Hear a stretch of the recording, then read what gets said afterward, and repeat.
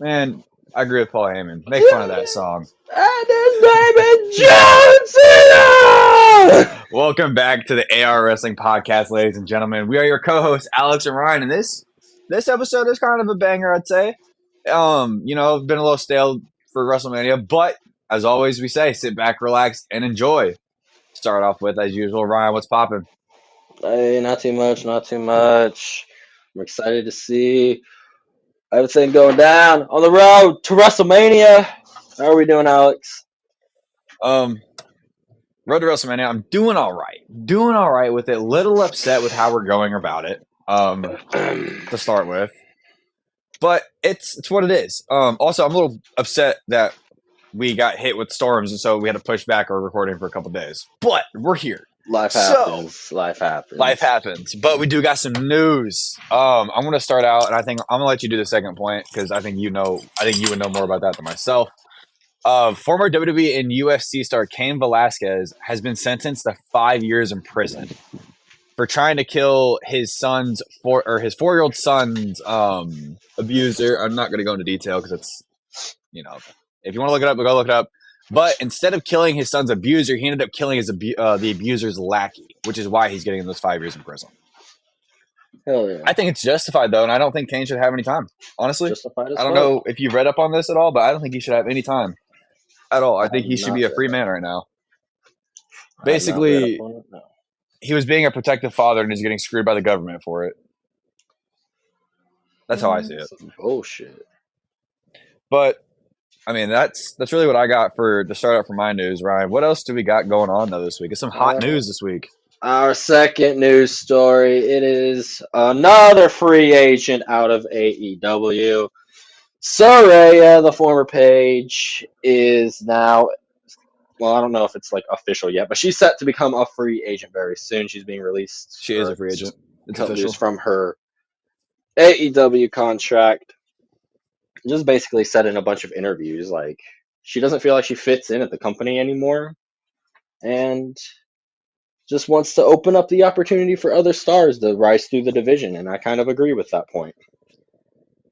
What I like about this whole thing is, I don't know if you've seen it, but she said that she's okay with being Paige instead of Saraya. Mm-hmm. So, what do we think about a Paige return instead of Saraya making her debut? I mean, it's obviously the same person, but the character itself. I think it's only a matter of time. I think that we're set up for a redo of her. I mean, you could potentially run it back beat for how she did it last time she debuted on the main roster in WWE.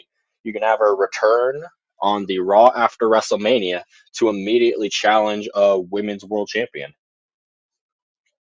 I like that.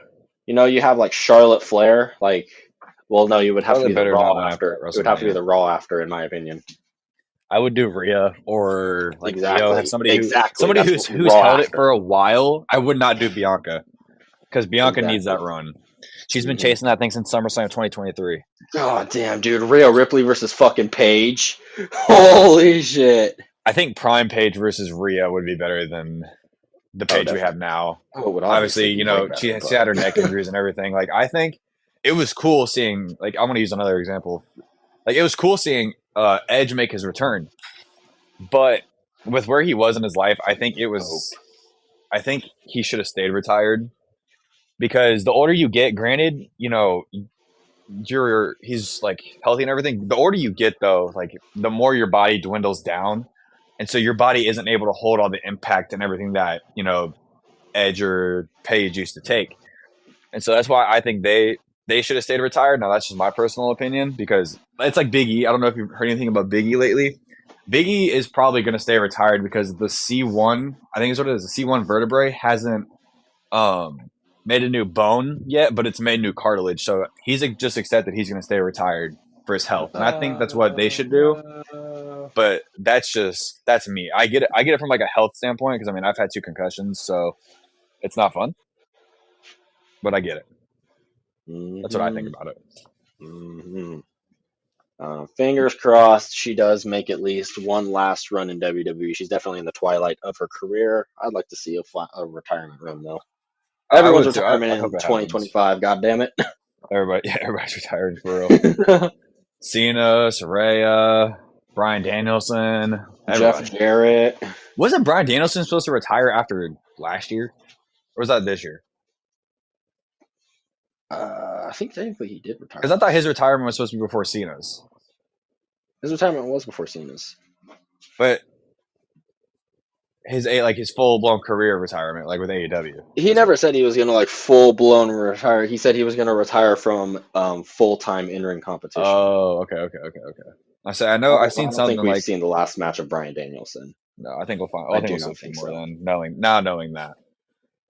So that's all I got for news though, Ryan. I don't know if you have anything else. If you do, please spew it out. I would love to know No, I do more news. not. I'm ready to move right into the weekly review. It's Monday Night Raw, and we're live in Glasgow, Scotland. And so I'm gonna start this out. I don't know who watched live, for our listeners, but if you watched live, like the first like give or take hour of the show, we would quote unquote go to commercial, but it'd be a black screen for maybe 5 seconds, and then we'd come back live. And these moments, like all these happen like throughout, like I want to say like the first hour of the live broadcast. So it was pretty interesting to watch. I don't know if it'll show um on the replay. I don't know if it did show on the replay, but I know watching live, there's a lot of these moments that did happen, and I was actually fucking with it. To be honest, I liked it because it kept the show going. It didn't keep you like say you're in the middle of a match and like it wasn't that interesting, but then during commercial they hit like an interesting move because we know that's happened before. Mm-hmm. Um, it keeps you in the match, which I love. Promos, obviously, they don't do that during promos. Um, so let's just get into it. I'm just gonna start out with Punk coming in. I think he was there to address him going to SmackDown. Raquel and Liv and Lyra for Raquel versus Lyra. They all didn't come together, obviously came in separate. And then Dragon Lee, Rey Mysterio coming in for Dragon Lee's match against Chad Gable. And then Penta, El Cero, Miedo, and Braun Breaker El for their Grande main event Americano. of the Intercontinental Championship. And so when we get to next week, I'm actually going to be really excited for, or the next recording we do. I'm actually going to be kind of crack a joke about those two. But we open the show with the one, the only crybaby back bitch, John Cena. All right, immediately as soon as he comes out, he gets John Cena sucks chance, and I was just like, wow, just wow, like he's just they don't care over there, like they're just ripping into him. And so he goes, something on my mind. Seems like you have something, you want to say, but, you're ready to do your worst, aren't you? It's because you finally understand I have turned the spotlight on you and I can pick apart any one of you random ticket holders. Great way to call your fans that. All right, dummy. No one is Yeah. safe, though. Last week, I put a clueless kid on blast. His poor, pathetic face was everywhere. WWE posted it and all of you loved it. Y'all made fun of a child and made him a meme. I was like, wow. But that child later did come out and say, like, he was like, wow, that really hurt that Cena said that, but he understands and he's still a fan of Cena no matter what.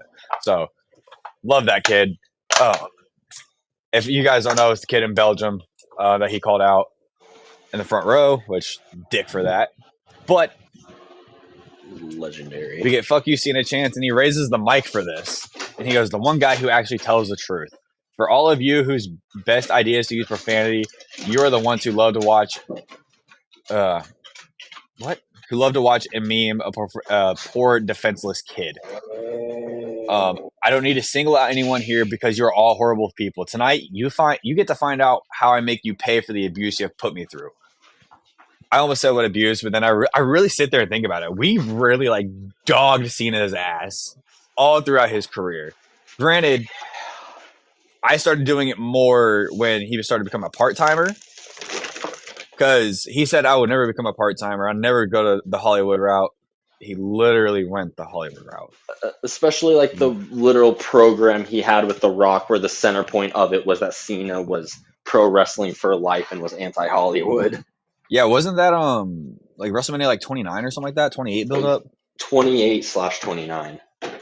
The twice in a lifetime. Yeah, the twice in a lifetime match. No, don't forget. You know what? Let's make it 3 times in a lifetime. Let's count WrestleMania 40. Yeah, right. But he goes, for 25 years, I've listened to your lies and noise, but I didn't waste that time. I paid attention. And we get some shut the fuck up chants because, we don't want to hear him. We're tired of him. We're tired of hearing him. We don't want to hear his excuses anymore. You are supposed to be the greatest, but you turned your back. You sold out, Cena. And so he goes, you make this so easy. Why are you chanting profanity? I've been paying attention, studying, and testing you, rewarding you for playing with your cursed child rhymes. You have told me every single thing about you. You know nothing about me. I know more about you than you know about you.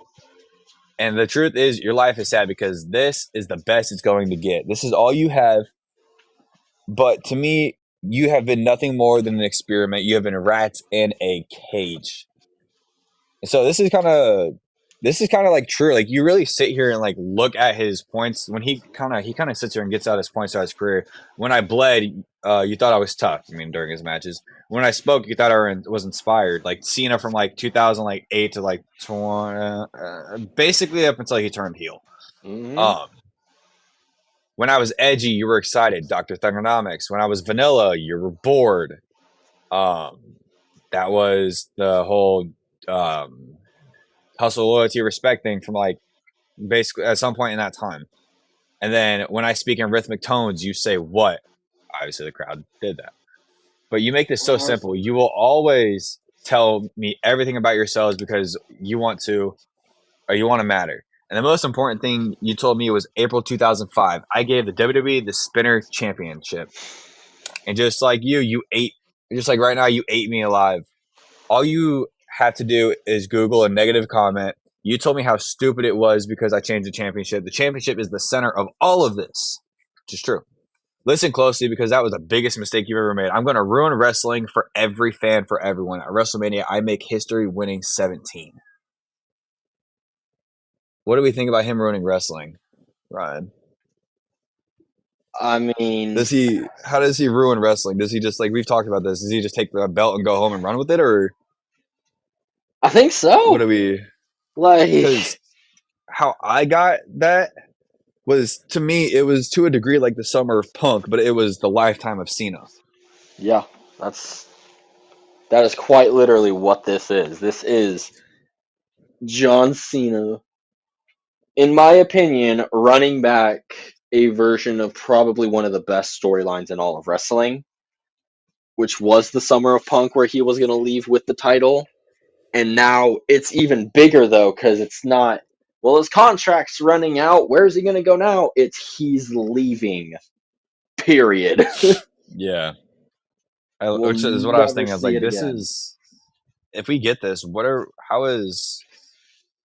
I feel like how is how is WWE gonna do this? Because honestly, I would one be okay if way, they ran this angle again because I think it would be better, damn near better with Cena. exactly, especially if literally, if you've been following Rumor Train like I have, the last match of John Cena's career is supposed to be at a special event in Boston, like a special PLE In centered around Boston, John yeah, Cena in yeah, Boston, yeah. Massachusetts. So they I thought could about going. literally You run want to it go? back like Punk in Chicago on his last match. If And it's a it live should be show, against Punk.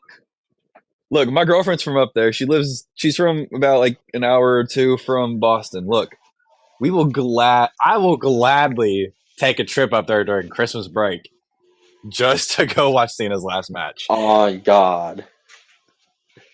I'll do some talking for us, Ryan. Ryan, I'll Hell do yeah, some talking hell for yeah. us.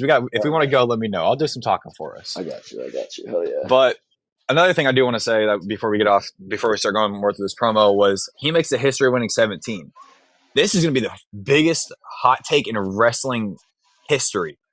Not the biggest, probably the one of the I don't know.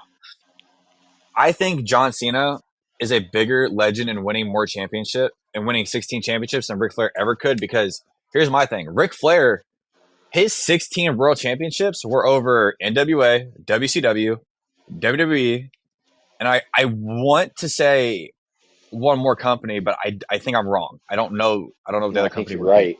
I think you're right. I think there is one more place. I just can't think of it. It was because a lot of old school territory places like that Flair Blair wrestled at. just Yeah, always went through. Yeah, like I bet you there's one that we're not remembering. that's I can look that be- up real quick. And that's because, I mean, granted, yeah, he won 16 world championships, but he did it over so many companies. There's only one man ever to do it in one company, and that was Cena. So I don't know. That's my little hot take about it all. But Completely right with that. we get back into the promo though, and he goes, "Oh my God, he won the TNA World Title! God damn it!" So yeah, there you go. He goes, "I finally force you to forget the name Ric Flair, like I just said, and you will forever say the name John Cena.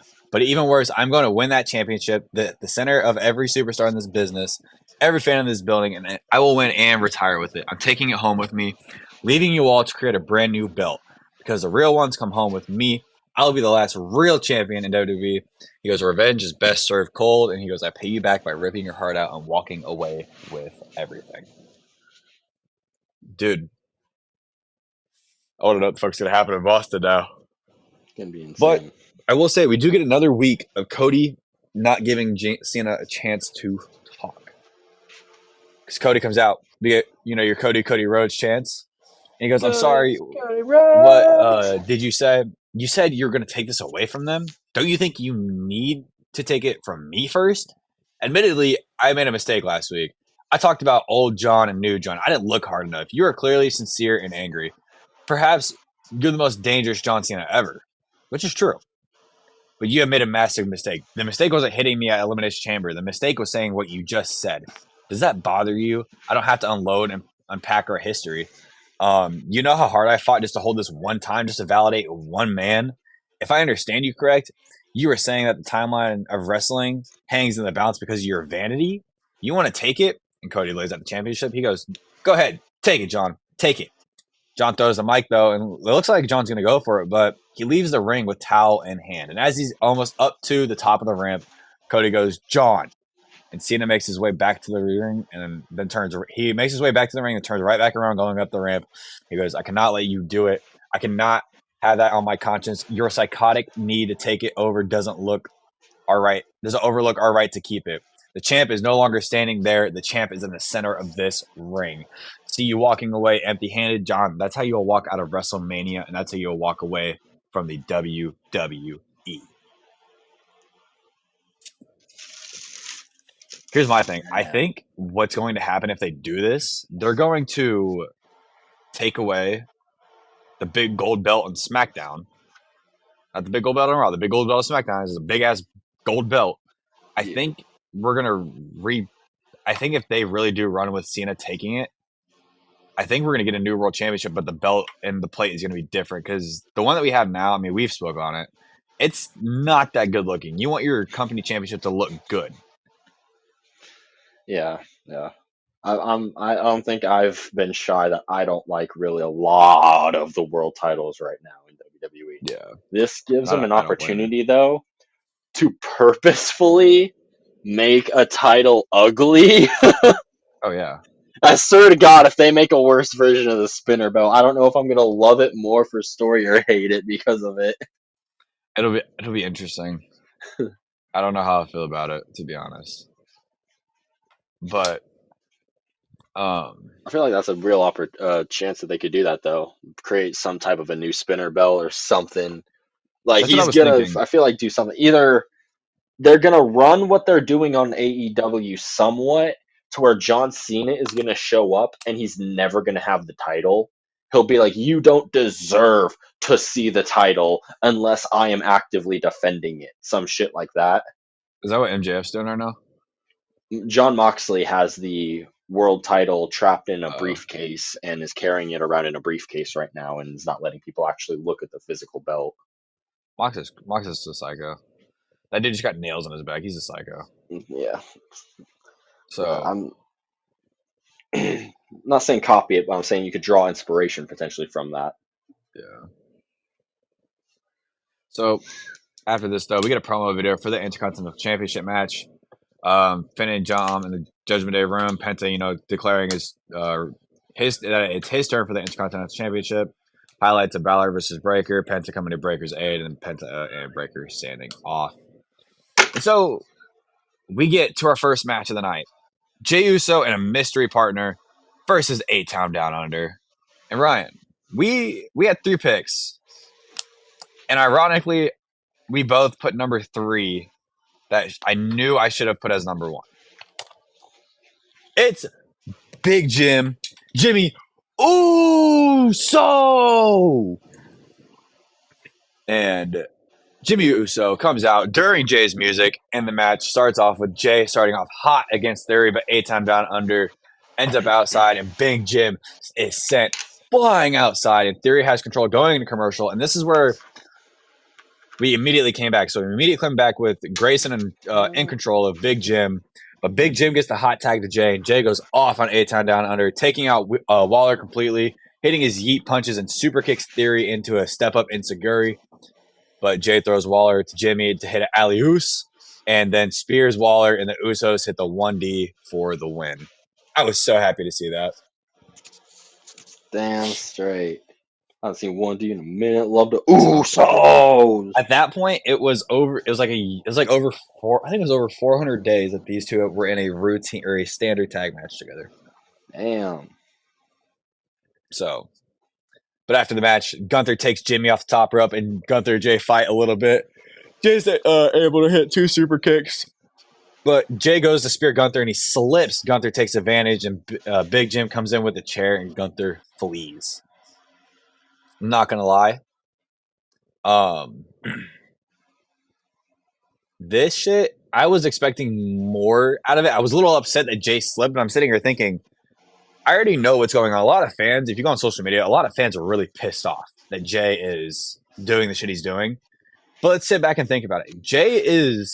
What Jay is doing, he's basically playing what Gunther was doing during the build-up to War Games. He doesn't know what he's doing. He's scared. He doesn't get it. Like, until we get there. Jay is going to show us something we've never seen at WrestleMania, which is why I keep bringing up the different moves out of his moveset, because I think we're going to see Jay come in at WrestleMania and completely debut something new.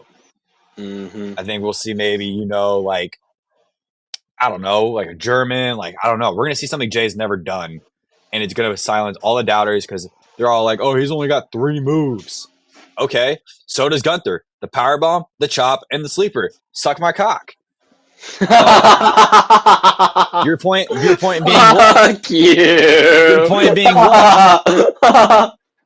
Like, it doesn't, like, to me, it's more than just his moves. This is, if you really want to pick apart Jay, let's go pick apart Gunther. Let's go pick apart Rhea. Oh my god, why are you going after my boy? All these champions, if you're going to come at and all our challengers. Let's look at Charlotte. Charlotte's the biggest bitch in the fucking company. She is the biggest bitch ever, I think. She takes over everything, but I like what she's doing with Tiffany. It makes sense. All of this makes sense, but people just don't want it because it's fresh and it's new. They want to keep something old. They want to stay in the old way, and they need to learn to shut up and enjoy this ride. Triple H is taking them on. What the hell did The Rock say during the Raw Netflix debut? They need to shut the hell up and enjoy the ride or whatever. Yeah, doing exactly that. The one time I actually agree with The Rock. This is amazing. So anyway, I'm getting right into the next segment. We get Liv and Raquel though. Liv's hyping up Raquel for their match. Dom and Carlito walk in, and then Finn walks in, and or no, this is before Finn walks. I think Finn walks in. Liv says Finn blames everyone else for his problems. This is fact. Dom and Liv hype up Raquel though for her potentially being a double champ, but Carlito says, you know what? I'm going to go after the Intercontinental Championship. No, the fuck. Go Carlito. Liv consoles with Dom, though, about what happened last week with Finn. And I think what's going to happen is I think Liv might be taking over. Liv might be trying to take over instead of – because, again, we saw who are the supposed, like,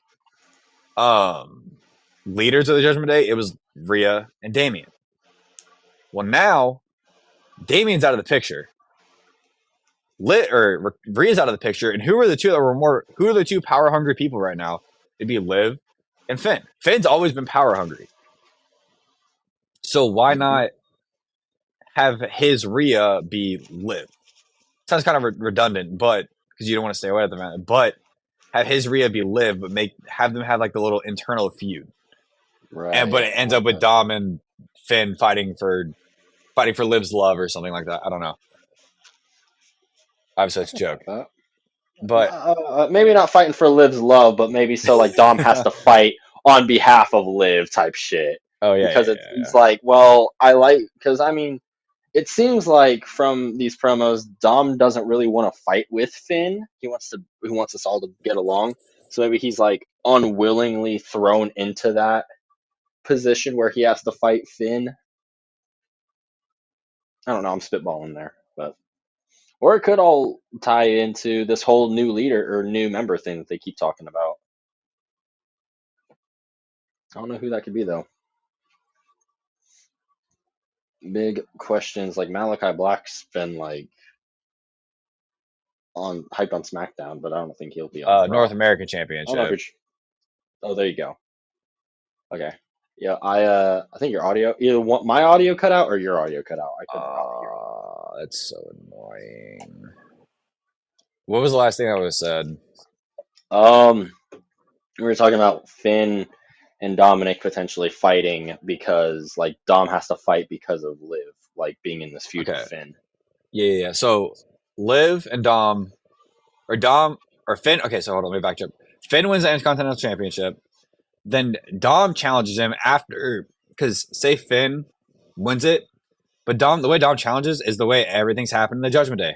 Everything that's happened? They all turn on each other. Dom turns on Finn. Liv helps beat up Finn, and Carlito is just kind of there. He doesn't really know what the hell's going on. Probably just like the But R-Truth of this version of yeah, Judgment he really, dude, he's the R-Truth of. There's two R-Truths on Monday Night Raw. What the fuck? Day. Um, so I think a lot of this will pull through with um Finn and Dom. The Judgment Day completely imploding, which would be nice because I guess Carlito a chance to showcase his skills again. Finn to finally be in a picture that he's worthy of being in. We could see new shit from JD McDonough, and then we could finally see what Dom's really like, what Dom's really worth. Because I think he'd be a good single star, honestly. hmm I definitely like that idea of him being a singles guy. I don't even, dude. It's like I want Dom to like have a career that I know he can probably live up to because as much as I like making fun of Dom, I don't feel like he's that bad, No, honestly. he's not. He's actually pretty fucking good. I feel like you could run his shit like a Eddie Guerrero style, like have him Yeah. because he's literally lied, cheating, and stealing. He hmm lied to Rhea. He cheated on Rhea, Cheated on Rhea. and yeah, he stole the judgment. He basically stole the Judgment Day from Rhea and Damien. Yeah. I like that Shit. idea. For sure, for sure. But after this, we actually see something huge happening on NXT. Stephanie Vaquer defending both of her championships on NXT. She faces Fallon Henley for the NXT Women's North American Championship, and then she faced Jada Parker for the NXT Women's Championship. And to look at both of them, she successfully retained both of them, but she had a little help beating Jada Parker with from Jordan Grace. So I think we see something from Jordan Grace here soon. Maybe winning the NXT Women's Championship. I don't know because I would like to see on the main roster ASAP Oh, for sure. Noraki For sure. because I think Jordan is in her 30s. I'm Pretty surprised sure they I think put it's her on early NXT in all 30s. honesty. She is 29, so yeah, she's pushing her 30s, and the 30s we know it tends to be the like age where wrestlers start to dwindle down and really start to look at their careers and see where they want to go. hmm So after this, though, we see Lyra getting advice from Bayley, and then we see Pierce seen talking to the LWO before the Women's Intercontinental Championship match. Then we get the promo video for it, hyping it up a little bit. I'm not gonna lie, I just don't. Hold on. I don't like Lyra because I don't. I feel like her wrestling, her in ring ability, pretty good. On the mic, I don't like it. Same thing with Raquel. I like her in ring ability. On the mic, I don't like it. But Raquel is more of that. She's more of your fire, or like say Liv fires something, then Liv or Raquel fires something like right with it to make it. It's like it's a double punch to the face. Yeah, Liv. It makes up for Raquel because you have Liv there. You don't have anyone there to make Exactly. it up for Lyra. And I mean, you don't need to have anyone make it up for her, but I think to me, she isn't Green It's just I don't like her. I don't like her on the mic skills. That's just me personally. But we get the legend El Grande Americano, his promo video. He's billed from the Gulf of America and supposedly was blackballed from Lucha Libre. But next Monday, this Monday or next Monday, I forget, the legend has returned. El Grande Americano makes his return. Then LWO with Pierce backstage, which I kind of want to point out leads to another thing with Chad Gable. Just saying, because look at what Chad Gable's about to tell us. LWO tries saying that Americano is a Gable. Gable walks in, quote unquote, sick. Gives Pierce a doctor's note and right threatens to beat Gable's ass. And Gable suggests Dragon should take on Grande Americano. And Dragon says he'll take the match, but he still wants Gable. And Ray looks at him. He goes, "You're a real jackass." And Pierce goes, "Doctor's note? Really?" I like that. I do I like this. And so after this, we get the Women's Intercontinental Championship match. And the match goes on with Lyra and Raquel going back and forth, but Lyra later gets ragdolled by Raquel. And Raquel gets sent into the announce table by Lyra, but Lyra jumps from the top rope to eat a boot to the chest. We come back from commercial with Raquel in charge, and Lyra reverses a vertical suplex into a DDT, which I thought was crazy. And then Liv places Raquel's leg on the rope, which ends up leading to her taunting Lyra, and then her end up eating a drop kick through the ropes from Lyra, which is where I thought Raquel was going to pull away with the win. But Lyra rolls up Raquel for the win. So, what the fuck? Yeah, what the fuck? Lyra wins. I'm not mad at Lyra won. I'm mad about how the outcome was. But it sets this up. Liv and Raquel start double teaming Lyra, and the numbers game gets to her, but Bayley comes to the save. And her and Lyra end up sending Raquel and Liv to the outside. Bayley picks up the championship looking at it. I think we're going to get a match between these two soon. That's what's starting to look like. So. Honestly, and I hope Bayley wins. Because I don't think Lyra has done much for this Intercontinental Championship. I think Bayley's going to do a lot more, especially with her being in the company as long as she has been. I agree with that. What I hope they don't do is I hope that these two don't go after the women's tag titles. I hope so either. Happen. I would have been okay though with Raquel being being a double champion. Yeah, that'd be pretty cool. And so I did just realize though we haven't seen Bayley in a minute. I haven't seen Bayley in a fat minute. I was actually really excited to see Bayley. Hell yeah, let's go Bayley. But after this, we learned something huge about the road to Clash in Paris. WWE again is going to be touring Europe in August, which I don't remember the schedule, but I don't know if we get Bash in Berlin this year. No. I don't know how I feel about that. I'm okay with it. I mean, if they're going to do like a different European country a different set of European countries every year, I'm pretty cool with that. Right, but I liked the Bash in Berlin thing, honestly. I really liked it. I think I have it right here. Yeah, here we go. We have Friday, August 22nd. It's in Ireland. Monday is in the UK in Birmingham. That following Friday is in Lyon, France. That crowd's going to go fucking nuts. Yeah. And then the following Sunday, it's Sunday. That's interesting. It's in Paris, France. And then Monday, September 1st, we get Paris, France again for Monday Night Raw. Dude, I'm excited for that SmackDown. It's in the same arena, too, the LDLC arena. Holy, that arena's going to go nuts. Mm-hmm. Let's just remember. Let's just go back. We reference this all the fucking time on the podcast. Let's just go back one more time. AJ Styles, Cody Rhodes, Backlash, France. That crowd was crazy. Mm-hmm. That crowd had the entire building shaking. It was like an earthquake went off in Lyon.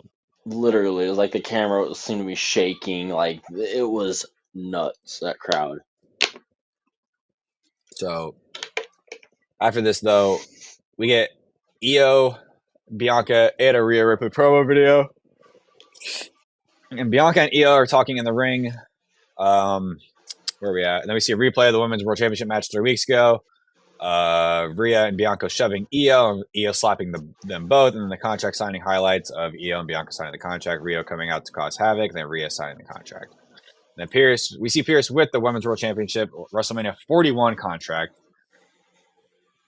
Excuse me. And then we see a little highlight of SummerSlam 1998, Triple H versus The Rock, the ladder match for the Intercontinental Championship, kind of, help promote the 2025 Hall of Fame ceremony. I hate the fact that we keep adding or keep really focusing Triple H. I get he's the headline. We have other stars in here too. Mm-hmm. I wonder what that is. That's crazy that you say that. I get it. I wonder why the one person that controls everything that we see on TV, wonder who that just so happens to be. I get it, but it's so frustrating because I'm about to tell you who else we got inducted once I make sure I have all of them because there's a lot of them now. But okay, I lied. I'm just gonna name the ones that I remember from Raw. We have Triple H headlining. Obviously, we have Lex Luger. We have Michelle McCool, and we added the natural disasters: earthquake and typhoon. I think is what his name was. I forget. Mm-hmm. And so after this, though, we see the Usos and the stairwell. Jimmy goes, "What the hell's up, man? Like, I can see that you've been in your head. You've become a meme, bro, and you won't win if you keep messing up." Jay's like, "Man, I know. I don't need to be reminded." Jay is 0-3 against Gunther, and Jay doesn't know if he can beat Gunther, though. Jimmy says he can't. Not this Jay, though. The Jay that Jimmy knows, the right-hand man, the one that became main event. Jay, so the one that run the Royal Rumble. Do you got me? I got you. But Jimmy, he looks over. He sees Gunther walking, and he stops him. And Jimmy goes, "Me, you, next week." And Gunther goes, "Yeah, as long as you don't trip and fall like Jay." And I swear to God, he smacks the ever-living fuck out of Gunther. Dude, nuts. And I mean, rightfully so. Fuck that Austrian bastard. Awesome. All right. I'm going to keep taking digs that's the General Gunther. My world champion right there. I'm just saying Jay would have beat him if it wasn't for Kaiser and Giovanni. Believe it or not, take the hot take. It has I don't know about that one. I don't know about that one. He had him beat. Then who came to save him? Chop, chop, chop. Okay, we have Ric Flair chops, and look how many times he lost the world title. Just saying, man. But motherfucker. Adam Pearce, though, he was very official on the road to WrestleMania. Ladies and gentlemen, I hold the contract for the Women's World Championship between Bianca and Io. And last week, Rhea thought it was appropriate to pick a fight, and she signed the contract thinking it makes anything official.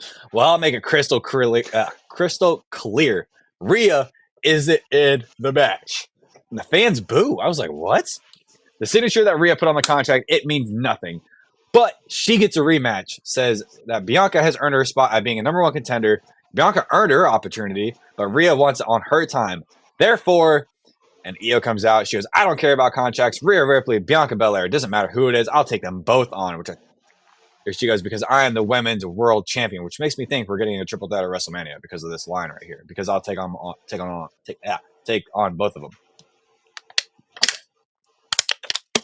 Pierce goes, "I know you're a fighting champ," and before a week, he can even get another fucking word out. Bianca goes, hold up. No, Pierce, you were right. I went through Elimination Chamber to get to WrestleMania, so I'm not going to let Rhea headbutt her way into this match. If she doesn't earn it, she don't deserve it. Talk your shit, queen.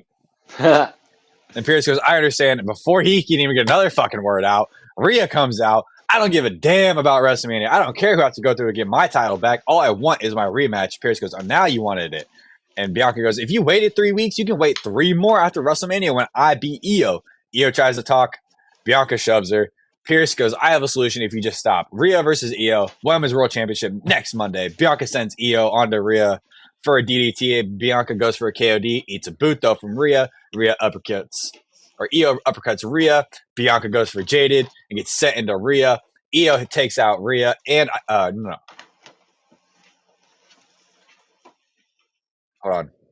No, it was Rhea and Bianca both. Sorry, I was making sure I typed my notes right. Hits Rhea, though, with the wicked Hurricane Rana. Bianca hits a KOD over the top ropes onto Rhea and holds the championship high. Is this our scene at WrestleMania? I'm serious. Not. Okay, let me fix the question. Is this our scene at WrestleMania with Bianca holding the championship? I'm gonna vouch for no. I'm gonna be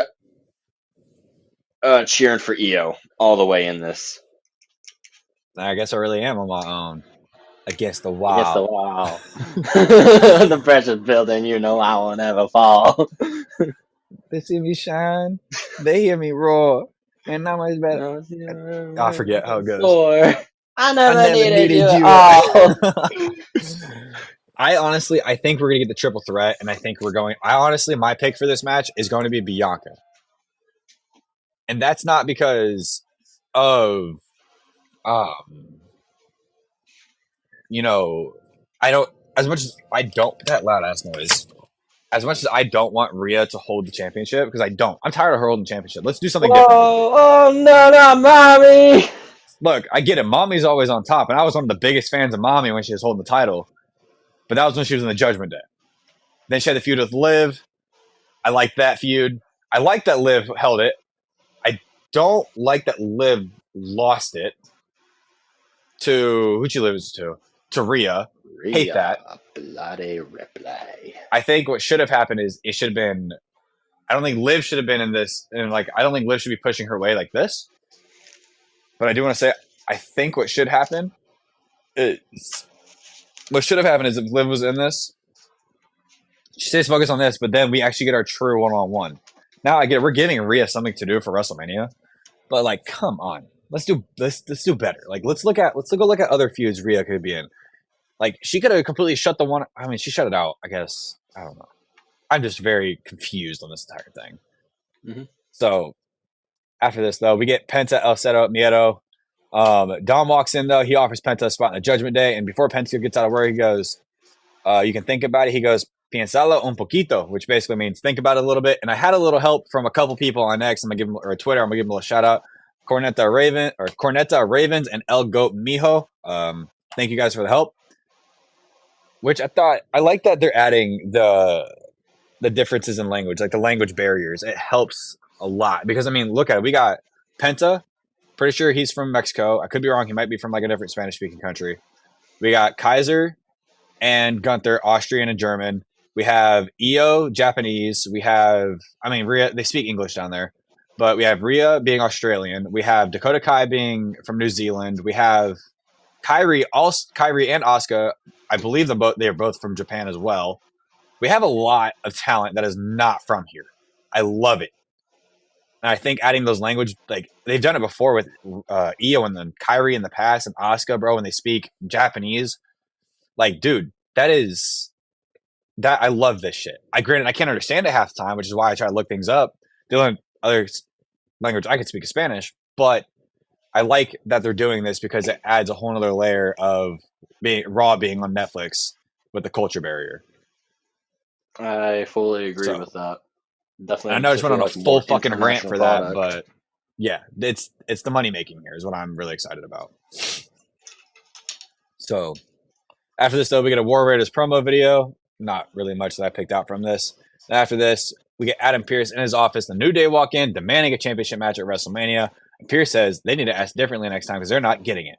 But next week, they have a match. Bianca walks in, asks who she's going to face. Pearce is like, I don't know. But get this, you're the special guest referee next week. And Bianca's like, I don't know how to ref. And Pearce leaves saying, figure it out. Those who didn't know, Bianca went to the one, the only, probably the greatest ref we have right now, besides Charles Robinson. I love Charles Robinson. God damn it! I already figured out her name. I feel so stupid for saying what I just said now. The lady ref we have, yes. As you know, she's wrestling right now on WWE Evolve. I don't know her name. Why? Jessica Carr. Thank you. Yeah, that's what. Yeah, Jessica Carr. I didn't know she's wrestling. Yeah, she's wrestling under a mask right now on Evolve, under like some kind of luchador kind of character esque. That's a W. Mm-hmm. But after this, we get, speaking of two masked people, the Luchador, and Dragon Lee.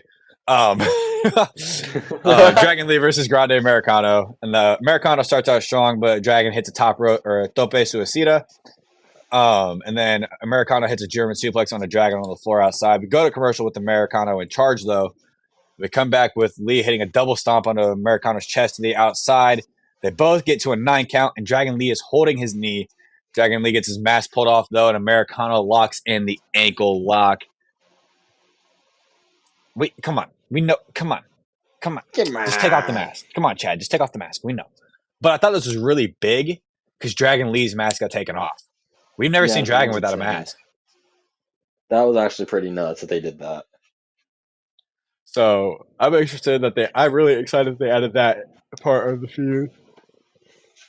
That as part of the feud. hmm And then we get promo videos from the highlights of SmackDown, Roman Reigns, CM Punk, Seth Rollins, that whole little promo. Thank you for giving the tribal chief on a silver platter type deal. You know what I'm saying? Yeah.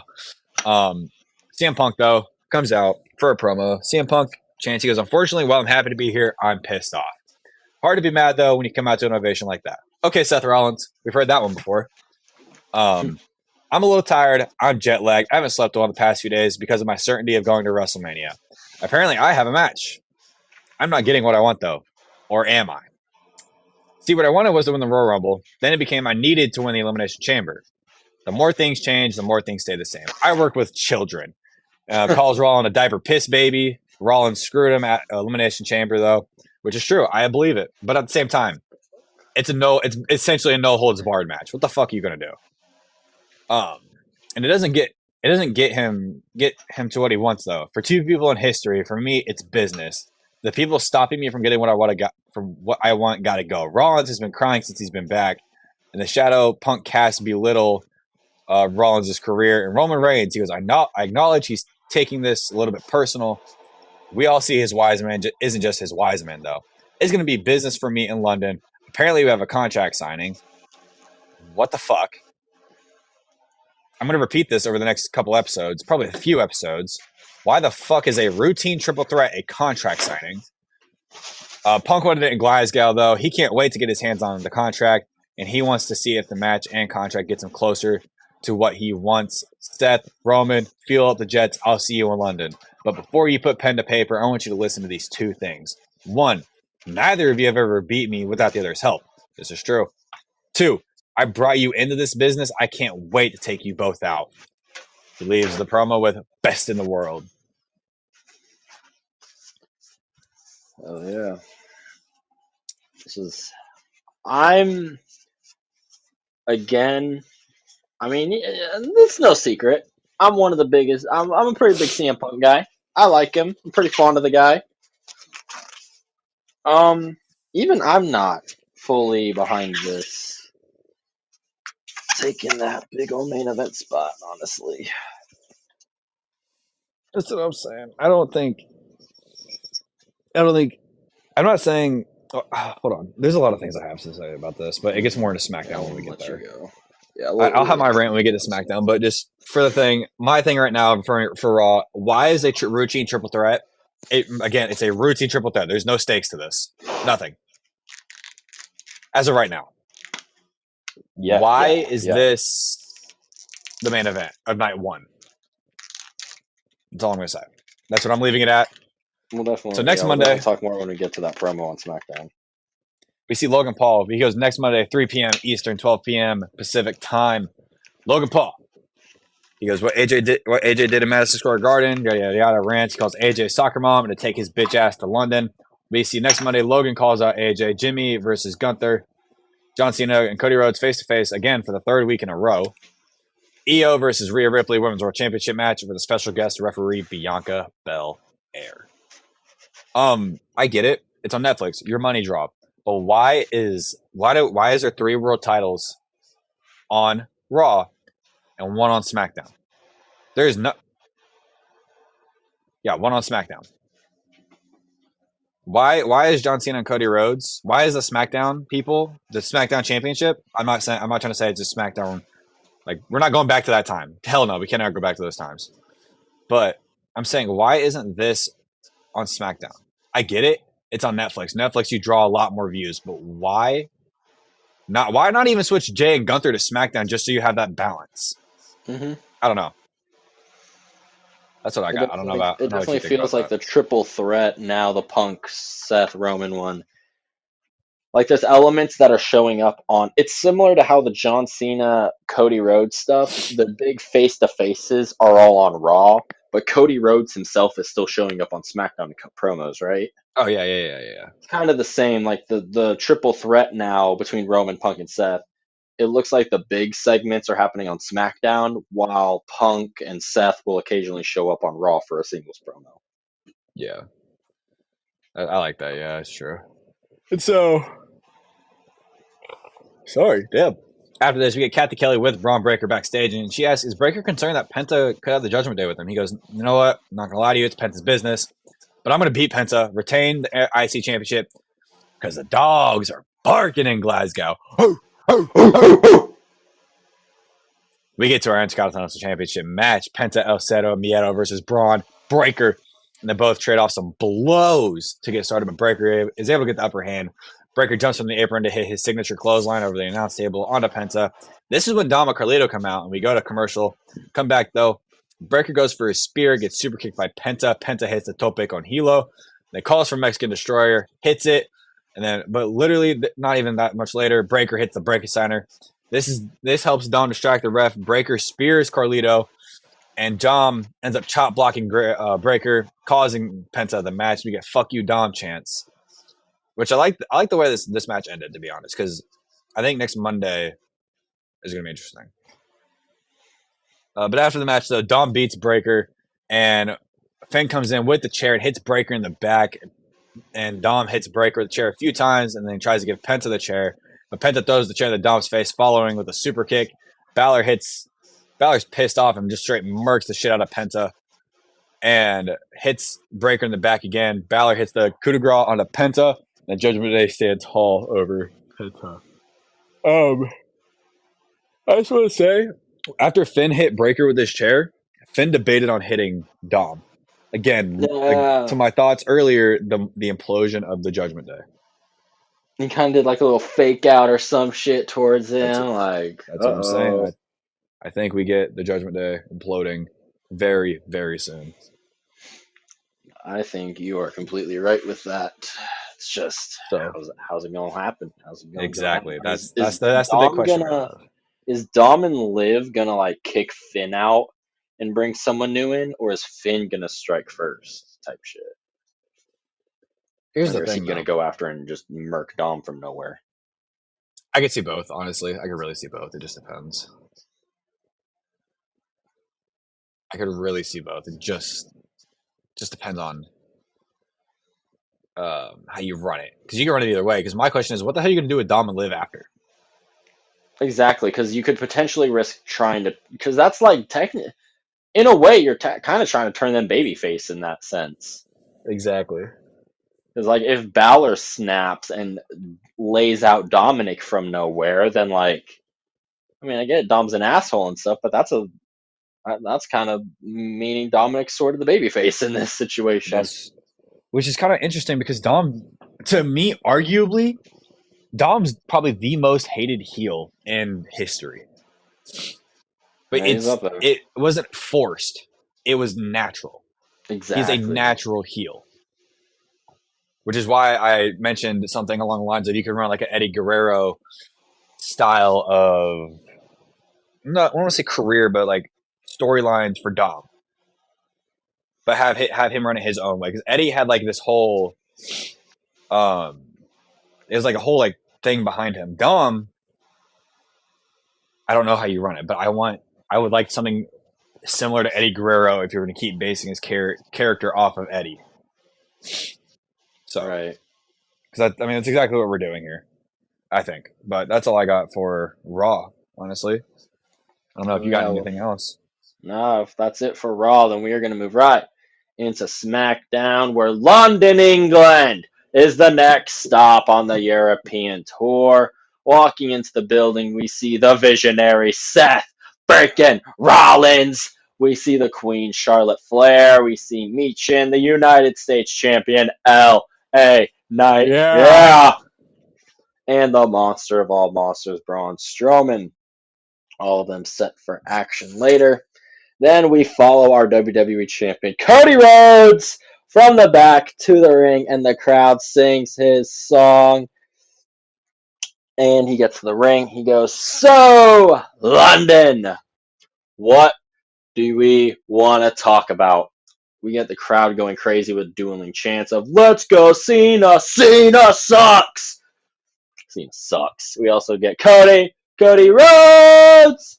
Cody Rhodes! Cody. Before he's finally Go ahead. able to talk. Sorry about that. No, you're fine. Didn't mean to cut you off. But at WrestleMania 41, he will be facing John Cena, who will be going after his 17th world title. On Monday, he will be face to face with Cena once again, and Randy Orton's music cuts him off before he can continue. I And he have gets, voices. "If I had they come to me, they understand." And he Bro, I gets an completely missed this equally, promo. really? I was too busy. I got to gaming and I look over. It's 8:30. I'm like, shit. It I didn't even try to restart. I was like, if anything, I'll watch it later. happens. But Randy gets an equally big ovation as Cody Rhodes does, I would argue, and gets to the ring and he says that he ain't the sentimental type, but screw it for the people of London. He loves them all. And he turns to Cody. "Look at you. Look at where you are and look at where you came from. I remember a young Cody just breaking into the business, busting his ass harder than anyone else. You weren't exactly happy. In fact, you were frustrated, but you needed to grow. You weren't going to grow sitting in a WWE locker room where you weren't exactly treated fairly. So you left. And Fuck that you, took some Vince. balls. Fuck you, Vince. Fuck you, Fuck you, Vince. Vince. Fuck you, Vince. You changed the business, and everyone in the back knows it. You came back, and ever since then, the industry has shifted." Crowd is still singing, "Cody Rhodes! Rhodes. Cody Rhodes!" Randy calls back to his Hell in a Cell match with Seth Rollins. It wasn't just impressive, it was impossible. Originally a partially torn pec, but he left the cell with a fully torn pec off the damn bone. Big old purple titty, we all remember it. His body turned all shades of purple, but he did it for himself, his family, and the fans. Then you went on to WrestleMania. You beat Roman Reigns and you finished your story, but there's always another story, and right now you're smack dab in the middle of your next one. It's been a privilege watching you, Cody, take control of your legacy. The business has never been better, global intrigue has never been higher, and it's 99.9% because of you. The short of it is that Randy is trying to tell Cody how much he loves and respects him, but, but, but, it's time for WrestleMania. Randy It is time promises for that he's WrestleMania. going to remove Kevin Owens' head from his damn shoulders. As he should. And he King shit. knows, as he should, and he knows that Cody is going to walk into WrestleMania champ, and he will leave champ. Before that, he is going to beat John Cena's ass up and down the Vegas Strip. Oh, God. And after the smoke clears and the dust settles, John is going after 17, but Cody, there's going to be a time where Randy's going to want number 15. But he won't kick Cody in the balls like another coward because he loves Cody. He will look him in the eye and he's going to tell him that he is coming for the title. Oh, please do something along the lines of Kevin versus Randy being an unofficial number one contenders match. Cody Cody Rhodes. Rhodes. I think that would be pretty fire doing that after Mania, but not if a big 6+ foot Scottish bastard has 6'5", anything to say about it. 275-pound, handsome Scottish bastard. God damn it. And we get an awesome chant for him. Or, "Oh, Drew McIntyre! Whoa, Drew McIntyre!" Drew comes out here and goes, "Ain't it cute? Watching a pair of Nepo babies having a love fest in the middle of the ring. It's absolutely sick." He asks Randy what he's done since his comeback to justify him getting a match other than just be Randy Orton. He calls out how funny it really is that everyone still talks about his 5-minute and 45-second title run more than either of Randy's past two comebacks. So get in the back of the line, and as for you, Cody, you should have listened. But you shunned me. You attacked me. Everyone should have listened to me, and about John Cena. And the next night, what happened? He kicked you right in the balls. The main event of WrestleMania should be Cody Rhodes versus the first ever European World Champion, Drew McIntyre. And it's not because of that Timu Undertaker, Damian Priest. It won't be Randy Orton who takes the title off Cody if he gets through Cena. It'll be Drew McIntyre. Randy just wants him to cut all the bullshit because they were trying to have a moment here. But Drew says he'll jump right to the truth since that's all he's ever talked about. Maybe Kevin was right about Randy. Maybe the voices are getting to him too much. The voices in his head know Drew very well. Drew Those knows voices be talking. they do be talking. They talk to him. They understand. They talk to me. They talk to To me. me. Drew knows. He knows Randy. He hears all the voices. He looks at him. On the outside, Randy looks phenomenal, but on the inside, his back is hanging by a thread, and he will break it. He goes to address Cody again, and he eats a kick in the stomach and then an uppercut, but he dodges the RKO. I am not even totally against like either of these guys going after Cody after WrestleMania, That's how Cody wins it. even if he doesn't. Really? Like you have Cody lose at WrestleMania, perhaps go into maybe you hold off the John Cena rematch for a little bit for a bigger show, and you can run Cody versus Drew in just a grudge match type shit. Why not do Cody versus Randy? Because I Because want the Randy's title with that one. right. But you can get it. You can give us a little preview of it without it. I do Because like Randy was there and kind of helped Cody keep and win that title, but Drew was kind of there just to take it away to a that. degree. Mm-hmm. I'm not totally against that, but like the Randy and Cody feud, I want that to be like you could. That's your main event potentially for next year, some shit like that. That's just my eyes, though. I Sure. totally would not be against having that happen right now, though. Oh, me either. Not at all. I don't know. But then we'll move on from this to the WWE Tag Team Championships. It is the Street Profits versus Pretty Deadly. Yes, Yeah. boy! What? The smoke. We want the smoke. Match gets going, and Dawkins drives Kit Wilson into the corner, but a bit of teamwork gives PD the lead off of a DDT. Then Elton Prince is later saved from a splash by Kit Wilson, leading to a roll up and a near fall. Then Pretty Deadly get the better of an exchange between all four, hitting the spilled milk onto Dawkins, who is saved by Montez at the last second. As we keep going, Dawkins fights off both Pretty Deadly members so that they can eventually hit what I think is now called the Doomsday Blockbuster, and they retain the titles. We what? Whoa, The the smoke. smoke! Damn straight. I'm loving Profits right now. They I got am this too. little edge. I don't like their theme. Don't like their new theme. Gonna be real. I like this whole new edge they got though. This whole new Mm-hmm. attitude. Like the sparkly ring gear. I'm messing with it. It's crazy. Just give me 2 seconds because of course my phone wants to be stupid.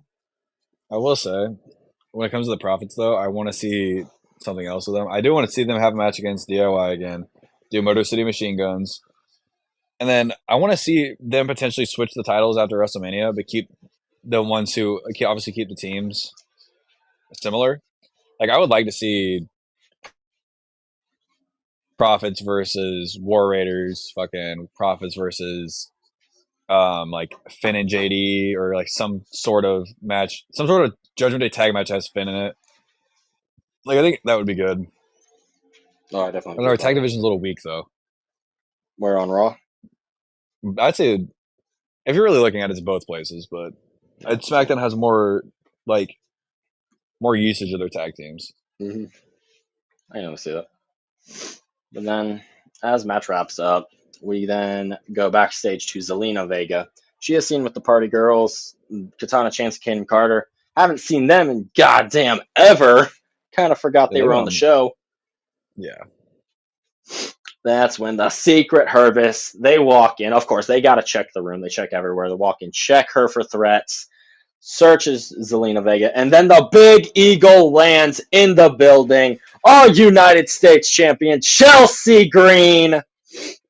Zelina talks some shit about her needing 3 to take her out last week, and the party girls back her up, and they are ready to even the odds. We'll see a match with them in a short bit. But something I think that is actually really fucking cool, and I feel like this should have been done a while ago, seeing as how the UFC for the longest time has been inducting like the greatest fights of all time, like moments and shit like that. We're finally getting for the WWE Hall of Fame the first match to be inducted into the WWE Hall of Fame, rightfully so, is from WrestleMania 13, the submission match between Bret Hart and Stone Cold Steve Austin. If you don't know the match, it's obviously the one where Stone Cold is covered in blood, passes out in the sharpshooter. Alex, what are your thoughts on this as a whole? I am actually really fucking with this. I'm not saying like the moment necessarily. Like I don't know. I guess I just didn't really like pay attention much back then or know much about the feud. But I will say, obviously, I was on the live back then. But like you can obviously like do research. But I think adding the moments is going to be something amazing. Honestly, I like it. I can't wait till we add like probably the one I'm. Oh, you know which one we're never going to fucking get? What? Austin shaking hands with the devil. We're never going to get that one. Oh, yeah, I'm so man. pissed. Yeah, we probably won't ever That would get probably be that, the greatest one. But I like this as a whole because we're definitely going to get Brock breaking the streak. We're definitely going to get Tyson turning on DX and Austin winning at WrestleMania Exactly. 14. Like we're definitely going to get all of those. It's just a matter of time. I think one of the crazier ones we're going to get.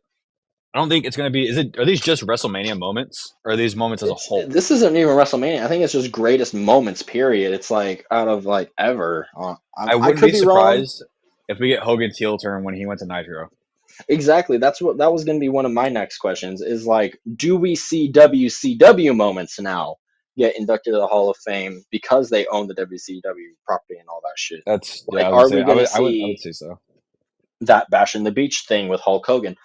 A match, because we're doing That was matches. Bash in the One Beach, that I not would want to fun. see is the Halloween Havoc match between Rey and Eddie Guerrero. I would want to see that match. That'd be such a good one to do. I would like to see probably another one.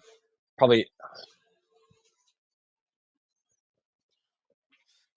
the first TLC ladder match. Yeah. The first TLC match. Oh yeah, for sure, for sure. There is like the fact they haven't done this yet is unfucking real.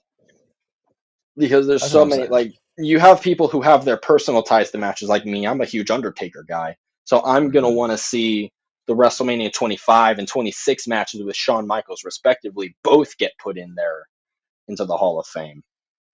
And, like, there's just a lot of shit like that. I'm pretty excited to be able to relive through moments vicariously through these. But a big point in all of this that I want to point out that it's kind of been talked about.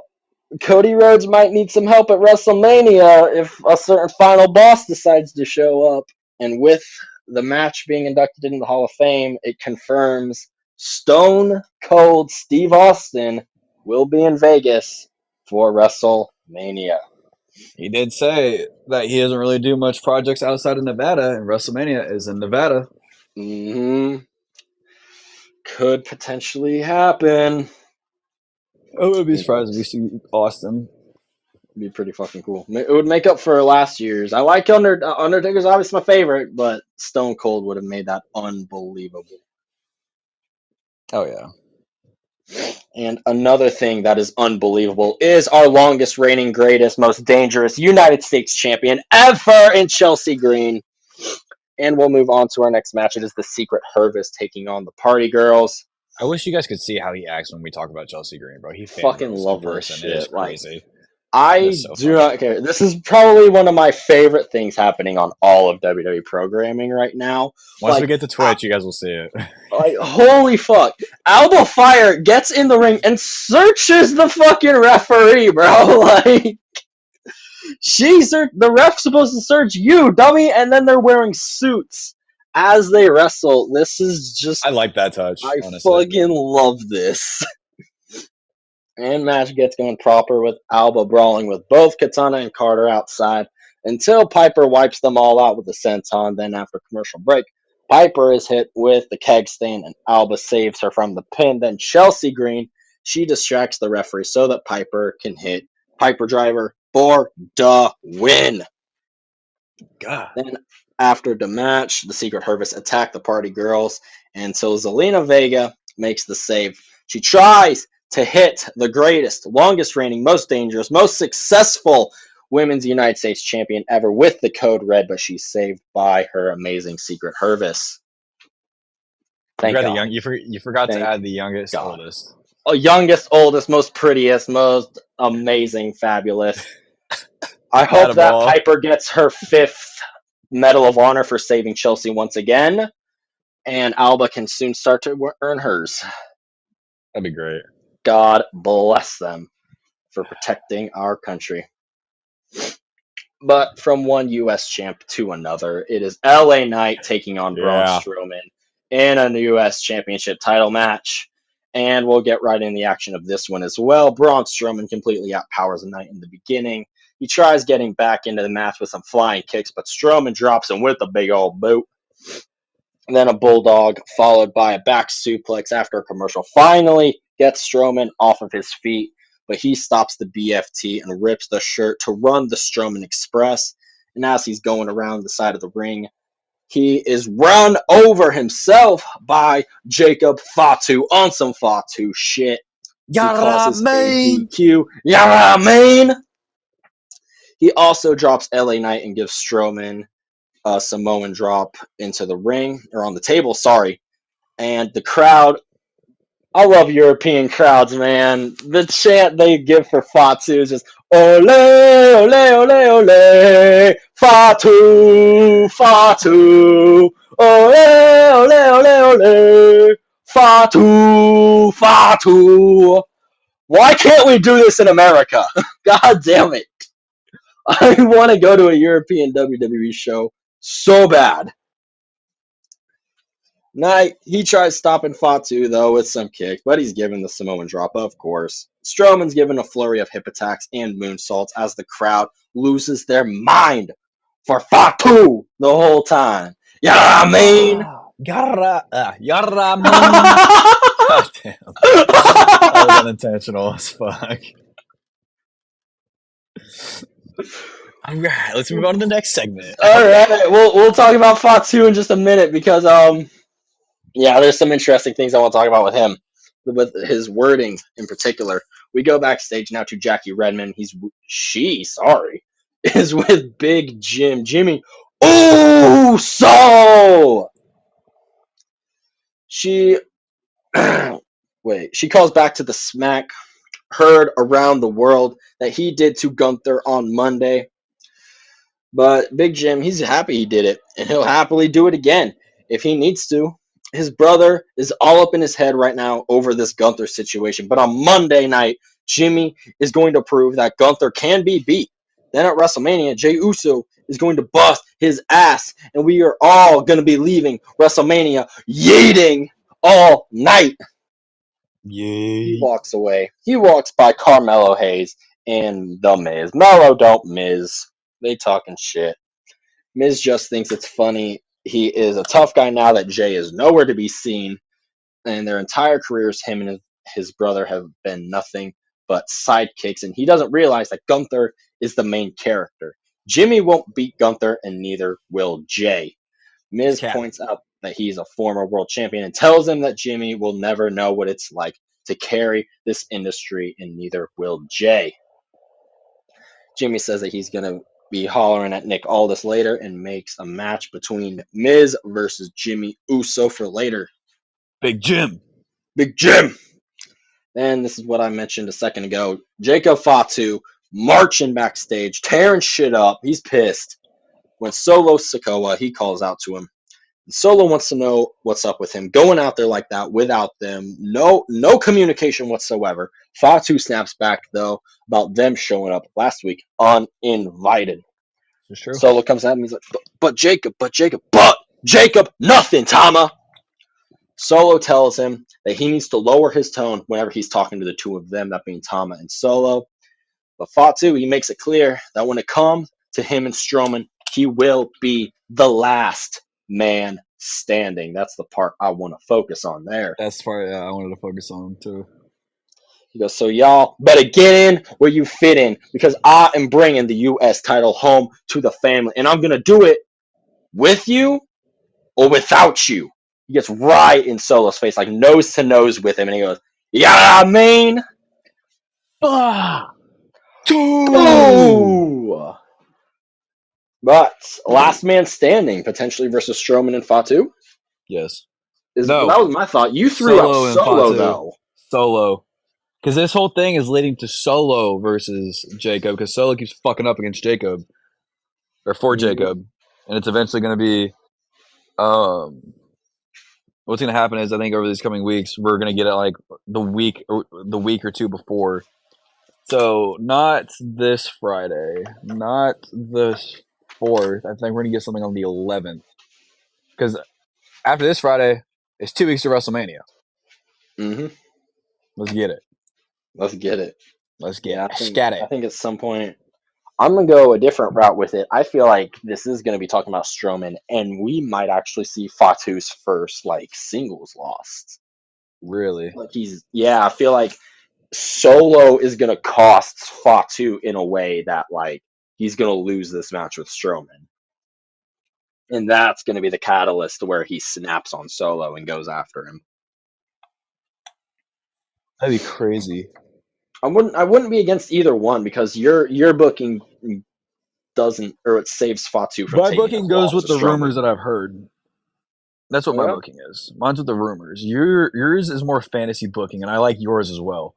Honestly, I like That's what I try to fantasy. do a Some lot of your more fantasy of. booking more than the rumors I've heard. Yeah, I try to listen to rumors, but at the same time, But it's like I try to put my own spin on shit, and I want my own kind of ideas out there. we try to listen to Got rumors, what but I again, mean? they're also rumors. So take them Straight with a up. grain of salt. Got what I mean? Yara mean. This is part of my vocabulary at this point. Dude, wrestling is just taking over my life. Got Yara mean. what I mean? Oh man. Let's get We'll it. go from now on though to Naomi. She's got a vignette and she's got a bunch of new police tape gear on. I've seen this be like, I haven't gone out of my way to look at it or research it, but I've heard a lot of people calling back that this looks a lot like Owen Hart back in the Yeah. day with her new police tape gear on. As she explains, she has always done the right thing over and the shots she landed on Jade where she laid her out. So, Bianca, what makes you think that my attack on Jade was any different than me doing the right thing? I think about all that I've sacrificed and given, and that's what really breaks my heart because after everything, I am the bad guy in this situation. How does Jade arrive from nowhere and take my place? Who inspired you, Bianca? She wants her to ask herself that. Who's always had your back since day one of you being here? Me, not Jade. But what I've learned through all of this is you teach people how to treat you. And I'm tired of being treated like a third wheel, tired of being pushed to the side for being too nice, enough of being underappreciated. So here is my message to you, Jade. If you continue to get in my way, then you need to proceed with caution. Damn. Damn. Nick Aldis, though, he is backstage with Jade Cargill, the Storm herself. And Jade demands to know where Naomi is, but she hasn't been seen all day by anyone. And Jade says that when she catches her, it is going to be on site. Leaves his office, and she meets with Meechin and B-Fab outside in a hallway. They side with Jade on everything, and they say that Jade needs to do what she needs to do while they handle their problems with Charlotte. Good luck with that. Then we It's get true. a new smoky, it's black screen, smoky vignette. That's all I can really describe it as. Where we see a bunch of words come up where it goes, "You are as I was, as I am, as you will be." Then we see a series of Roman numerals. This is The amount of Malachi Black. heels. Yeah, I do 100% believe has this to be. will be the man himself. I am pretty freaking pumped out of this. Did the I Roman haven't, numerals I like haven't, kind of indicate anything? I haven't done any research into it. Gonna be completely real with you. My bad on that, but No. I definitely think through speculation this is gonna be Malachi Black. We'll definitely talk about the other set of vignettes that has been playing in just a little bit. But I'm pretty excited for this. It has me kind of concerned though, them throwing two guys onto SmackDown though with this new 3 hour format. We haven't really seen Holy a lot shit! of new stars. What? There's a chance we get two superstars debut or returning slash debuting this Friday. Oh Because shit! I looked at the Roman numerals. I went back and looked at the Roman numerals. It was 25, and we keep seeing the number 4. So 4 or 25 to me is obviously April of 2025. Now, obviously we have 1, 2, 3 weeks of WrestleMania. 4 the one after we have the 4th, 11th, 18th, and 25th. 425. That's a Friday night, April 25th. That's the Friday after Mania. We're gonna Malachi Black's debuting Friday after Mania. We're calling it right now. Hell yeah! That's gonna be Good what it pick up, is. Ryan. I didn't know that. I didn't It's even gonna be pick that pretty up. dope. Oh, you're the one that picked it up, bro. All I did was No, write down that I there didn't was even. numerals on there. I didn't even pick up the 25 of it being April 25th. I'm just saying April of 2025. Oh hell yeah! Let's go. Okay, there we go. King shit. But king shit. There we go. Put our brains together. Look at that. We can kind of figure shit out. We share a brain cell. I'm pretty excited about that. I am curious to see if they actually switch stuff around, maybe to fit them in more. Because I don't know, SmackDown just doesn't seem like it has room for a bunch of people like that right now. That's what I was saying. Especially with them potentially going back to 2 hours. Yeah, especially with them going back to 2 hours. Like you're gonna have to I do hope some real I work hope that there. rumor is fake. I really hope they stay 3 hours I hope they don't. because I think it was a better show at 2. It's not even that I don't want to cover an extra hour. It's just that I think it was a better show at 2 hours. I I think enjoyed it's it more. only reason why I think it's better because you get to showcase more superstars, Yeah, but they're not though. They're just which is making true. matches longer. Which is true. But in some instances, there's been times where that can be proven wrong. But Yeah, that's yeah, just how I feel about it, my personal stance. But we'll go on to our next segment now, where it is supposed to be Michin taking on Charlotte Flair. And before the match even gets going, before anything happens, Naomi attacks both Michin and BFAB before the match. She really targets BFAB in all of this, but gets some licks in on Michin until Jade Cargill makes the save. She chases Naomi into the crowd. And as Jade is helping BFAB up the rampway, we hear "Woo!" as the Queen arrives. And 2 points I want to make on this: the Jade and Charlotte Flair stare down. This is the second time this has been teased since Jade Cargill's debut. It's going to happen at some point. I cannot wait for that. me too. I'm excited. I'm And the really second excited for one that. is I hear a bunch of people be like, "Oh my gosh, Charlotte Flair! Of course she gets to pick the bones of Meech, and she doesn't have to do all this." Shut the fuck up! It is her character. It is literally her character is the spoiled, privileged rich girl because she's a Flair. She gets handed Literally. everything. It is her character. And I mean, look at Like Flair's character. He was literally a rich snob. Like, exactly. So the fact that she'll come out here and happily pick the bones of an attack like this, and like I feel like just ties like really well into Charlotte, and I don't know oh why yeah, people have to like talk so much shit on something that doesn't need talked all this shit about. yeah. But I feel like Charlotte gets too much hate sometimes. I understand it, but I'm a Charlotte fan, to be honest. But we'll get into the match proper now. And a big boot from the Queen leads right into a commercial. Then, after we get back, Michin stops a moonsault after a commercial to hit a power bomb. Then Flair attempts a comeback with some chops, only to eat a suplex, followed by the cannonball. And a rope break saves Charlotte. Sorry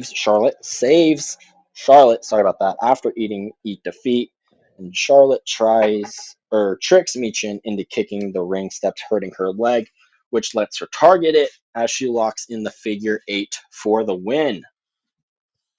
If anything, I would have liked this to be in a quicker match. I would have liked to see her actually just squash her instantly because she got beat up before the match. But you And have this what you just have. shows eat defeat isn't going to do anything.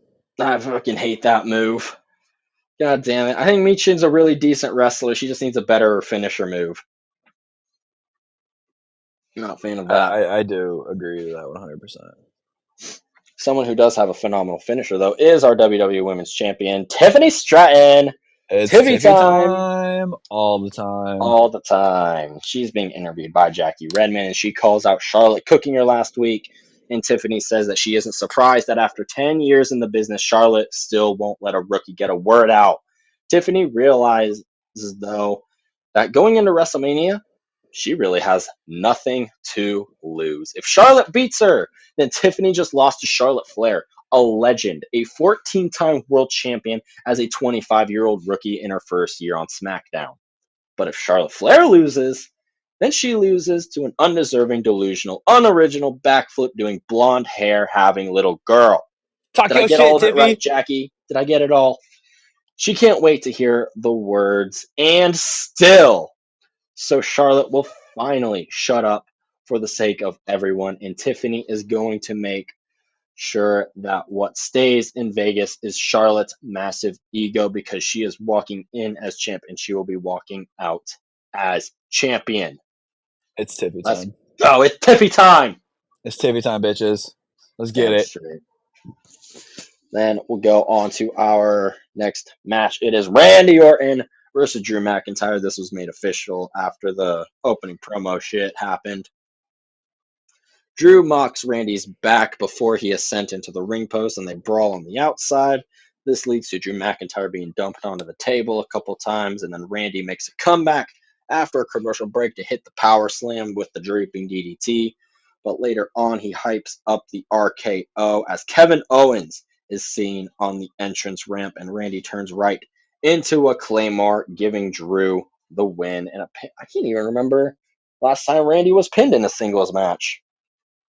Well, this is definitely big for Drew doing that. And after the match, Kevin Owens attempts the package pile driver to Randy Orton onto the announcer's table, but he breaks free, lines up the punt in a corner, but he doesn't connect as security stops him last fucking second. Kevin's a bitch. Kevin is a bitch. Stop running, you little pussy. You want to try to drive him into the head? Fucking take the kick. Take the kick. Take the kick. Signing a petition. Fire Kevin Owens. Fire Kevin Owens, damn straight. This will be fire, though, this Mania match. I'm still holding out that maybe a stipulation gets added to this match. I don't know. It seems less likely now that the match card has actually been officially made, but Yeah, it's being slowly pieced together. I'm hoping that they can do it last minute.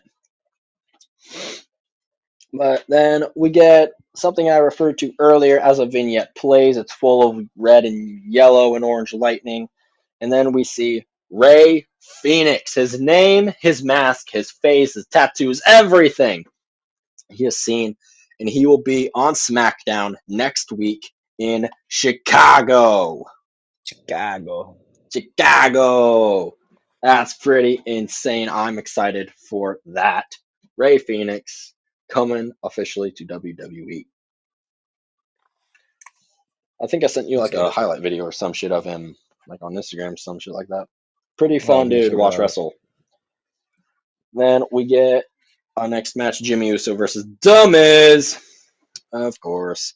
They both throw bombs after the bell until Jimmy sends Miz into the timekeeper's area, and Jimmy stops a skull-crushing finale to roll him up for a near fall, and they trade a series of pinfall attempts.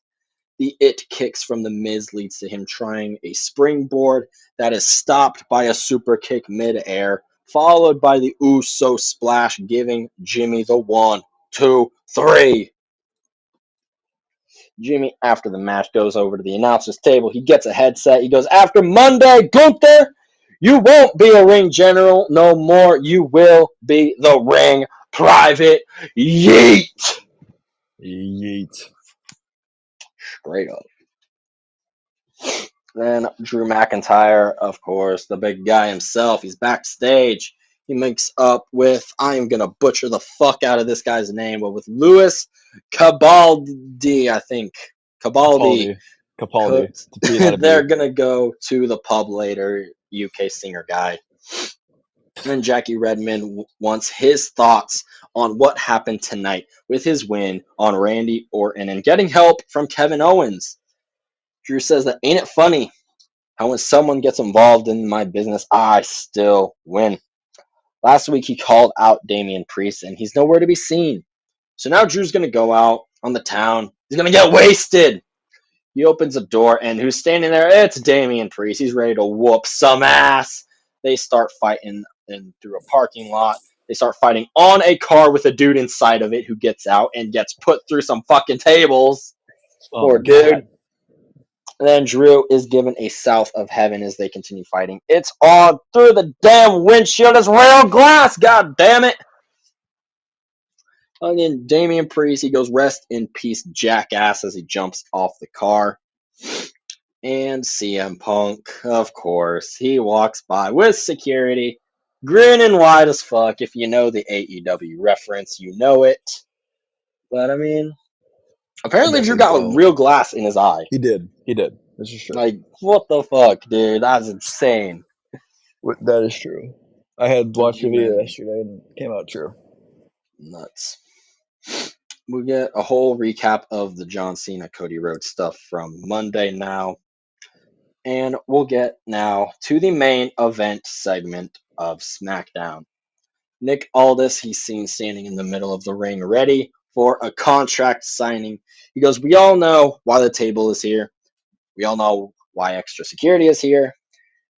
And we are here for our contract signing for the biggest triple threat in the history of WrestleMania. Seth Rollins versus CM Punk versus Roman Reigns." First to arrive to the ring is the OTC. His entrance literally takes up the entirety of a commercial break and then some, but that's why we love him. We get the best goddamn chant ever where the crowd starts singing for him. "Roman, Roman Reigns! Roman Reigns! London, acknowledge me!" It is beautiful the way they sing for their tribal chief. Hell, look at that. Even Paul is singing as Roman gives him the mic. You got a beautiful singing voice on you, Paul. That's OTC, ladies and gentlemen, the biggest star on the planet. The OTC is here for two reasons: to get acknowledged, check. And number two is to sign this contract. He then signs it off and goes, "Now that those boxes are checked, burn it down!" Cuts him off, and Seth Rollins comes out here. Whoa,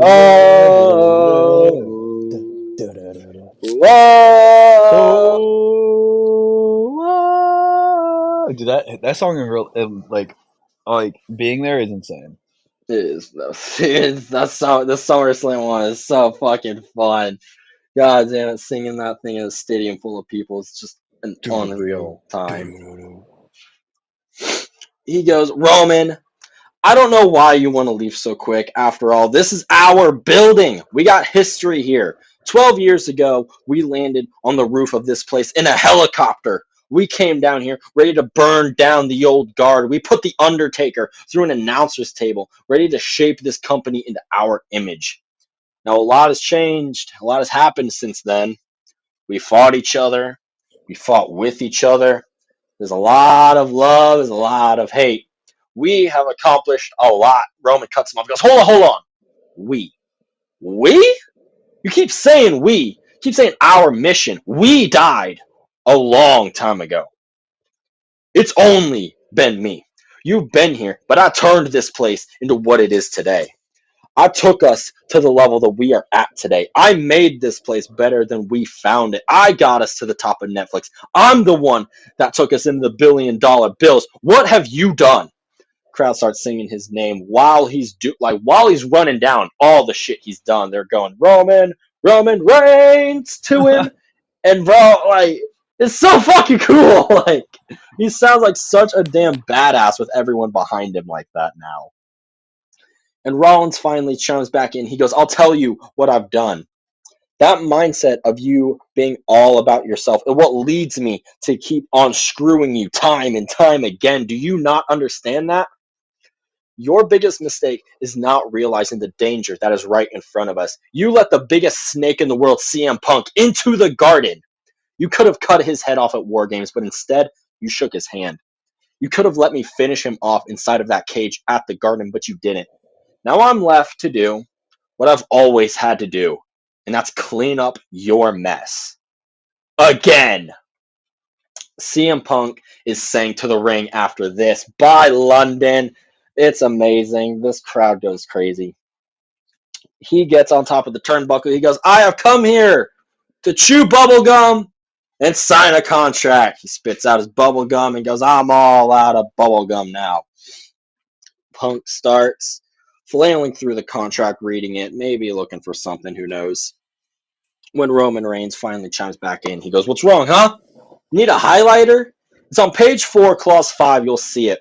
We're on TV time right now. Let's hurry it up, Junior. Wise man, he's just smarting him up already." Paul walks over. He knows what he's looking for. It's in there, Punk.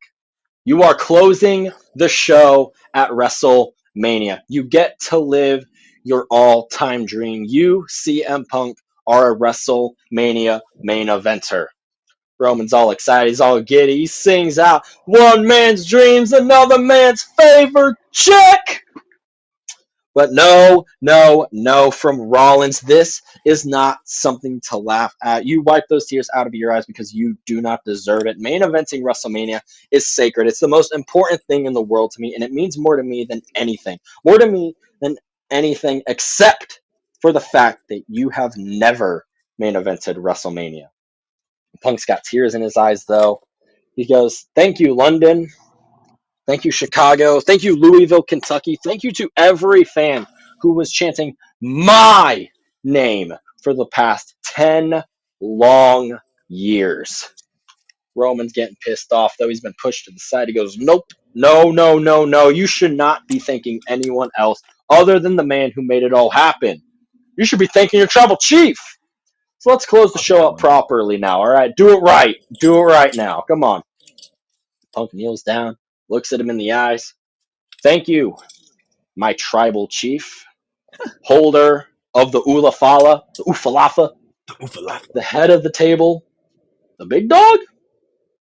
Thank you Oh, for allowing a kid from Chicago to be graced by your presence. Thank you so very much, Roman Reigns. Because of you, I will see you in the main event of WrestleMania. Thank you." That's not the favor I'm owed, though. That's when the show just closes out. Damn, Alex, I know you got some hot takes on this, and I'm ready to hear them. all right. Start. Why is a routine triple threat the main event? Another one. Why the fuck is it contracted? Number 3. You just screwed CM Punk over from his first true main event. 4. You just took away everything from your other 3 world titles. So now those mean nothing. After you just made a routine triple threat when Roman Reigns has been gone, he was gone for 6 months and then was periodically on TV throughout War Games, and it hasn't really been on TV much since Royal Rumble. You're really going to sit here and tell me that Roman Reigns deserves this main event? Rollins, I could see it. Rollins has been here. He's the workhorse. He's the workhorse champion. Punk, no. Punk's should have been. He either should have won Royal Rumble or should have won Chamber if he's going to main event WrestleMania. You cannot sit here and disregard your other 3 world titles, yet you want to make them as big as your main title. Mm-hmm. So that was my short but sweet little rant that I had. I definitely feel Yeah. that. I agree with a lot of what you're saying. The main thing that I agree with is this shouldn't be main eventing. But I've got a weird stance on it. You might not agree with how I stand on it, but I don't agree this should be main eventing. I think Jey Uso and Gunther should be main eventing night one. And I mean, I've But had those thoughts too. I mean, since granted, like, sorry, go ahead. I'm not trying to cut and you off. granted, I mean, I am a Jey Uso fan, but I'm able to separate the fan from the logic, at least Hmm. my logic. So Exactly. Yeah. I don't. I think you're disregarding 4 or 3 other world titles right now. You're really disregarding 8 other championships right now, just for the world, just for your main title. I haven't heard You anything are. about the Yeah. Intercontinental Championship from both men and women's. Haven't heard anything about the United States from both men and women's. Yeah. This sort of does definitely undermine those from like. But this is my other point of it to why I'm not super upset about it is from the moment this match was rumored from happening, this has been the rumored night one main event. So I can't be, in my personal perspective, I'm not going to be too upset about it overall, just because like a while ago, I had come to terms with the fact that this was probably going to main event. And I'm Yeah, personally not too upset about it. I would have obviously preferred one of the world titles to be the main event, but it's like walking into an ice cream shop and being pissed off that they don't have there's no chocolate, cake. right? Like, Like it just to me, it doesn't you're, make sense to do that. I agree. I But agree. I definitely see your perspective on it, but in my perspective, I won't be too. I'm not gonna hold it against it too much. I'm still gonna enjoy it for what it is. Like, I'm oh not yeah, gonna try to be like try to like negative to like hold any negative point of view on it just because it's not what I wanted personally. right. And I But definitely, like I still, said, at the same I'm able to time, I separate agree all with this you. shit. I do agree with you though. You're disregarding a lot of things, and I mean, I've heard a lot of things on TikTok, Instagram, and Twitter. Like a lot of people feel like this is WrestleMania 41. Like it has just been so stale. Yeah, we need. I don't know what they could do to make it feel like they've gotten like go back to the Jimmy like J shit or no, not Jimmy J, the Jay Gunther shit. Like he heat that shit up so well to the point where it should be the night one main event. Whereas the only thing we've really had with this triple threat is these couple of promo offs, which I wouldn't Yeah, even say have lived up to the hype that they should have, that they could have. right. Like yet, at least. We still got like 3 weeks of build for WrestleMania, but I've yet to see an interaction between Punk and Roman, Punk, Rollins, Rollins, and Roman that have really gotten me like, oh shit, like let's get this triple threat going, let's fucking go. Like it hasn't happened for me yet, even though I'm one of the biggest CM Punk guys, and I'll be into this match no matter what because it's a huge match, which potentially has WWE title like ramifications in the future because you can pretty easily assume that the winner of this match is gonna soon be a number one contender for the world title. Yeah, just like I said, my whole thing is you're taking away a lot because Punk is not getting his true main event. Yeah, You're that's one of the bigger really points I just the wanted main to event moniker is agree with you just on. a name. Main event isn't really much now. Like I'm not saying, oh, because of main event, Jey Uso's name. No, there's Gunther as well. Like Hmm. we have we've seen him on less PLEs with the World Championship than we have seen him on defending it on the weekly shows. Granted, PLEs work once a month. That still doesn't matter to me if you are having 2 solid world champions go on to those shows. Now we have women's as well, yes. But now the women they're getting Evolution back, rumored right now. That's It's gonna gonna be be so Evolution, good. Evolution 2 or whatever. I'm so excited about that. That's gonna be But so still, good. I don't know. Yeah, the Punk main event thing and the Jey Uso main event Jey Uso thing. Jey Uso should be pushed more as the main event guy. Like he just should. Like And it's just I can't be. You can't change my mind on it. Like, why are we pushing Jey Uso so hard as main event Jey Uso, but he's not main eventing anything, and he's not doing anything for the most part. He's doing great stuff. He's over as fuck. I'll yeet all day long, but at the end of the day, he needs to be backed up by management. And then the last one I wanted to really drill home that I agree with you on is CM Punk's main event should be a singles match. Yeah. Like, if you're going to hype up this whole thing of him chasing this singles match main event, have it be him in one of two positions. Either have him be the top heel of the company who's finally just gotten his main event by screwing everyone over, or have him get that main event by having him be the ultimate underdog fighting from underneath against someone. Right. It's like the two positions that I feel like you should really be putting Punk in for hyping up this Mania main event now. And what I don't like that Triple H has done is he's kind of handed everyone everything. Have you noticed that? Yeah. His main event. He handed Cena, but he's potentially handing Cena number 17, which I think he's going to. And he's basically, whatever The Rock wants to be involved, he's like, you know what? Go ahead, take control. Like, dude. I don't know. Yeah. A lot of it is very confusing. I don't know if it's... Yeah, again, it's like you and me aren't in the writer's room, so I don't really know how to, like, pitch like a way to fix it or anything like that. We're fan booking this. Exactly. So. But, like, I feel like something's got to happen, at least soon, to maybe spice up this road to WrestleMania, especially with this triple threat. And they got to add more matches. Like, we got 3 weeks going, and we've only had, like, the title matches and one non-title match announced, I think. Basically. No, yeah. But it's those, 100%. I just kind of sat there and thought about it while you were talking about it, because we have all the matches. We have all 4 being announced except for Rhea, Io, and Bianca. That's the only one we really don't know just yet, because that's a feud building in itself. So we have 3 world titles announced.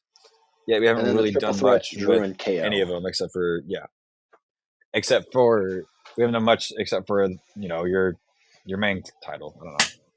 Yeah. I get it. It's your main title. Put focus on it, but you have other things that you are trying to build as the same, but not putting enough focus on. You can't have a really good main event without having a solid undercard. Exactly. You know what I mean? Like, you have to have everybody on the roster at that level if you want your top guy to be at that level. Oh yeah, 100% type shit. And I agree with that. So that's all I got for this week, though. Yeah, I had a few hot takes. I'm a little upset about a lot of things, but I'm excited to see what Raw and SmackDown bring us into the following weeks to WrestleMania, because it's WrestleMania season, baby. We're 3 weeks out. WrestleMania 41 in Las Vegas. I think start time's like 6 or 7, something like that. So a lot of stuff going on as well. As everybody knows, there's the after party, Tony Hinchcliffe fucking comedy show or whatever it is. I don't remember. The roast of Tony Hinchcliffe. A lot of shit going on. Let's get it. Damn straight. Ladies and gentlemen, thank you again for listening to another episode of the AR Wrestling Podcast. Make sure y'all head to our socials. Twitter is AR Wrestling _. Go to Instagram, AR _Wrestling _. Make sure y'all hit up the Spotify, Apple Podcast, and iHeartRadio. Type in AR Wrestling Podcast. Go to YouTube, AR Wrestling 1020. Our Twitch, which is going to be starting up soon, is twitch.tv/AR _wrestling. Ladies and gentlemen, enjoy the last weeks on the road to WrestleMania. We will catch y'all in the next one. Thank you! Thank you!